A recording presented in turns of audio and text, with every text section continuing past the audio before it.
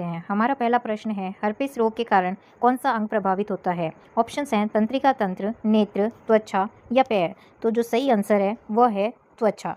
Okay friends, तो अब ये जो रोग है वो इस वायरस से होता है, उसका नाम है वेरिसोला जोस्टर। और फ्रेंड्स, इसका मेन यही कारण होता है कि जिस बंदे को पहले चिकन पॉक्स हो रखा होता है उसी को वेरिसोला जोस्टर वायरस के थ्रू यह रोग हो जाता है। इससे क्या होता है, जो अपनी प्रतिरोधक क्षमता जैसे ही कमज़ोर होती है तो यह रोग हमारे अंदर आ जाता है। और मेन जो है इसमें त्वचा जो है वो प्रभावित होती है, और बढ़ती उम्र और 50 साल से अधिक उम्र वालों में ये काफ़ी सामान्य होता है।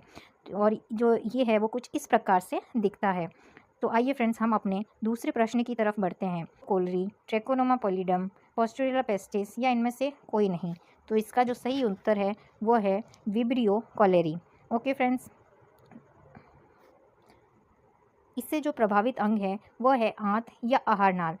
ये जो होता है दूषित भोजन या पानी की वजह से होता है। और जो इसके लक्षण हैं वो है दस्त लग जाना और अत्यधिक प्यास लगना और मांसपेशियों में ऐंठन आना। ओके फ्रेंड्स, अब तीसरा प्रश्न है, इनमें से कौन सा रोग विषाणु जनित रोग है? ऑप्शंस हैं निमोनिया, हेजा, प्लेग या कोरोना। इसका जो सही उत्तर है वह है कोरोना। जैसा कि हम सब जानते हैं फ्रेंड्स, कि जो वायरस है इसका वो है SARS-CoV-2, और इसके जो लक्षण हैं वह है बुखार एवं थकान, सांस लेने में मुश्किल और लगातार खांसी का आना। इसके बचाव के लिए मास्क लगाना चाहिए और सैनिटाइज़र का हमेशा इस्तेमाल करना चाहिए। भारत में जो हमारे 2 वैक्सीन्स लग चुकी हैं जिनका नाम है कोवैक्सीन और कोविशील्ड। ओके फ्रेंड्स, तो हम अपने नेक्स्ट प्रश्न की तरफ बढ़ते हैं। एक और फ्रेंड्स की इसका जो फ़ोटो है वो कुछ इस प्रकार से होता है। तो नेक्स्ट प्रश्न है, क्षय रोग से बचाव के लिए कौन सा टीका लगाया जाता है? ऑप्शंस हैं डीपीटी, टीटी, बीसीजी या एचपीटी। क्षय रोग को फ्रेंड्स ट्यूबरक्लोसिस भी कहा जाता है, और इसका जो सही आंसर है वो है बीसीजी का टीका, जो कि बच्चे के जन्म होते ही लगा दिया जाता है। अब जो बैक्टीरिया है इसका जो है वो है माइक्रोबैक्टीरियम ट्यूबरक्लोसिस, और यह एक संक्रामक रोग है और यह सांस से फैलता है। इसके जो लक्षण हैं वो है लंबे समय तक खांसी का रहना, लगातार वजन कम होना और भूख का कम लगना। इसके बचाव के लिए डॉट्स का यूज़ होता है, जिसका फुल फॉर्म है directly observe treatment short course, और बीसीजी का टीका तो मस्ट होता ही है। नेक्स्ट प्रश्न है, पोलियो रोग, जिसे हम पोलियो डिजीज़ कहते हैं, में कौन सा अंग प्रभावित होता है? ऑप्शन है श्वसन तंत्र, तंत्रिका तंत्र, त्वचा या स्नायु तंत्र। और इसका सही आंसर है तंत्रिका तंत्र।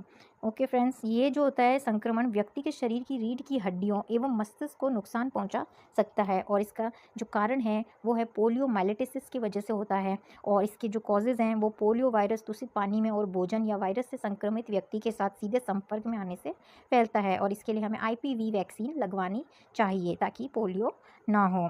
छठा प्रश्न है, निम्न में से कवक जनित रोग है? ऑप्शंस हैं म्यूकोरमाइकोसिस, बॉट्युलिज्म, मेनिजाइटिस या खसरा। तो इसका जो सही उत्तर है वो है म्यूकोरमाइकोसिस। अब ये जो है ब्लैक फंगस के नाम से भी जाना जाता है, और ये हवा में, धूल में और मिट्टी में पाया जाता है। इसका जो कारण है वह है कोविड-19 से रोग प्रतिरोधक क्षमता कमज़ोर होना और स्टेरॉयड की ज़्यादा इस्तेमाल करने की वजह से ब्लैक फंगस हो जाता है।